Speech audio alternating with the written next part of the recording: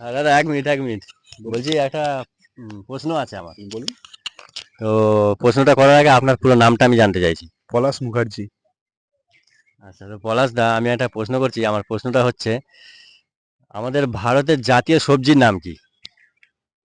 ভারতের জাতীয় সবজি সম্ভবত পালং শাক। না, তার মধ্যে আমি চারটে অপশন দিচ্ছি: আচ্ছা বলুন। আলু, পেঁয়াজ, টমেটো, কুমড়ো। আলু, পেঁয়াজ, টমেটো, কুমড়া। আলু। শিওর?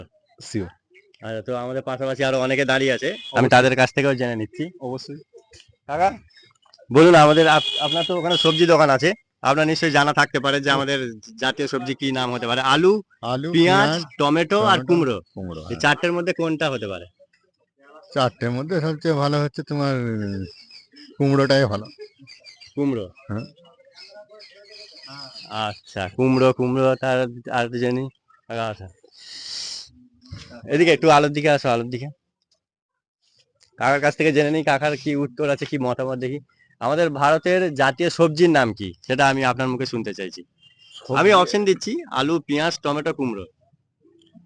সবজি হলে কুমড়োটাই হবে। কুমড়ো? হুম, সবজির তো দিকে হলে কুমড়োই হবে। তো বেশিরভাগ বেশিরভাগ কুমড়োটাই আমরা উত্তর যেটা পাচ্ছি, কুমড়োটাই বলছে বেশিরভাগ। কিন্তু আর এক ভাইয়ের কাছে জেনে নিই, দোকানদার ভাইয়ের কাছে আসো একবার। হ্যাঁ, একবার একবার একবার একবার জানতে চাইছি যে আমাদের ভারতের জাতীয় সবজির নামটা কি? আলু, পেঁয়াজ, টমেটো, কুমড়ো, এই চারটের মধ্যে কোন সবজিটা আমাদের জাতীয় সবজি? যেহেতু আমরা ভারতে বাস করি, সেই জন্য আমাদের ওটা জানা উচিত। মুখটা একবার এদিকে নিয়ে এসো। কুমড়ো করো না, কুমড়োটাই করো।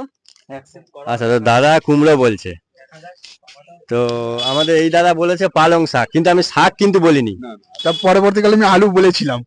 আলু বলেছিলেন, আলু। কিন্তু আমি সবজি জিজ্ঞেস করেছিলাম, কিন্তু আলুটাও নয়। আমাদের আসল যেটা ভারতের জাতীয় সবজি সেটা হচ্ছে কুমড়ো। ঠিকই, কিন্তু ওই দাদা বলেছেন কুমড়ো। দাদা এদিকে আসুন। তো দাদা সঠিক উত্তর ফার্স্ট দিয়েছে। তো দাদার জন্য জোর একটা হাততালি দিয়ে হয়ে যাক সবাই মিলে। হ্যাঁ, চলো স্টপ করে দাও।